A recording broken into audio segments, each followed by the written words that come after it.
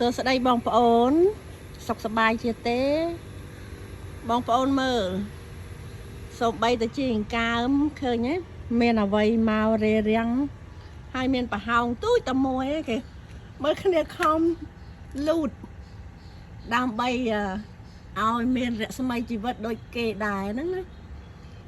មើលគេមានរស្មីជីវិតល្អនៅអត់មានអ្នកណាខាត់ខាំងអីទេប៉ុន្តែគាត់មួយនេះចូលនៅក្នុងប្រហោងនេះចេះទៅរួចណាដោយជីវិតរបស់យើងដែរបើយើងមិនខំប្រឹង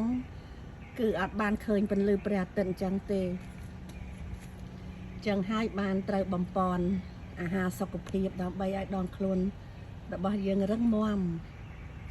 ដើម្បីយើងទៅឃើញថ្ងៃអនាគតដូចជាដើមជីអង្កាមនឹងដែរ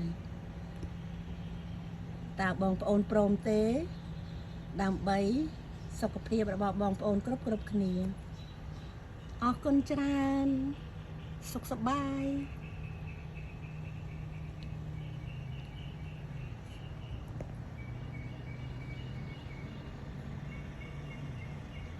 ផ្ទៃមេឃខៀវល្អណាស់